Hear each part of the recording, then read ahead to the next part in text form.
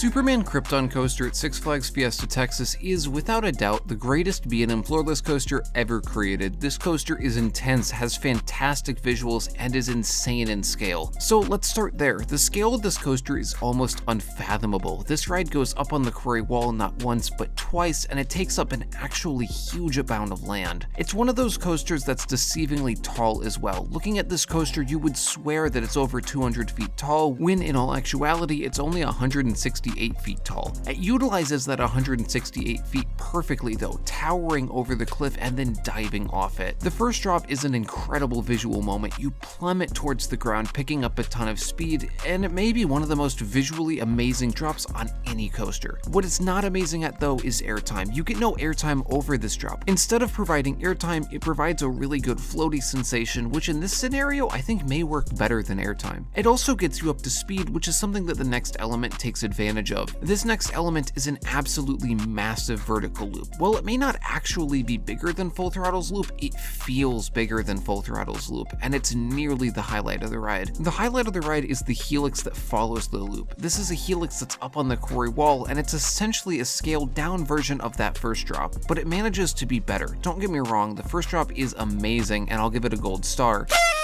But the second drop is just that little bit better. I'll give it a gold star and a little bit of confetti.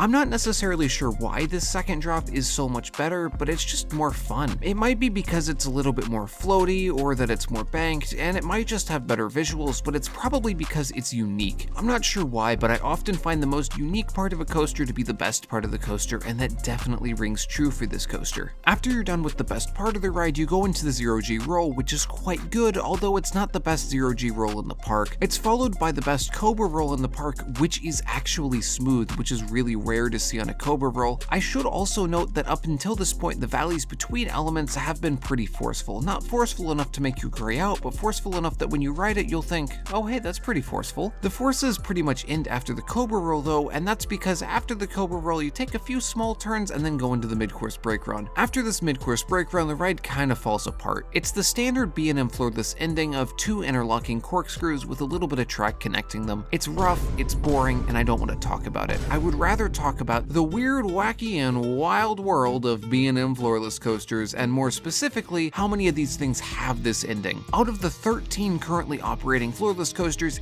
8 of them have this ending. It's faster to list the ones that don't have this ending, so let's just do that. Medusa at Discovery Kingdom, Kraken at SeaWorld Orlando, Hair Raiser at Ocean Park, this one at Tivoli Gardens, Hydra the Revenge at Dorney Park, all do not have this ending. I wouldn't have a problem with this ending being as common as it is if it was actually good, but the problem is not. It's regularly the roughest and most boring moment on the entire ride, and it's kind of lame to end off a great ride with the worst element. I think this element is mostly on rides for a cool visual moment, but it's kind of hard to appreciate visuals when your head is playing pinball with the over-the-shoulder restraints. Superman is decently smooth, but it does have the little bit of shakiness that most other B&M floorless coasters have. This shakiness isn't an issue until the interlocking corkscrews, and it's not as bad as other floorless coasters through this part. But come on, you're really gonna end this amazing coaster with this?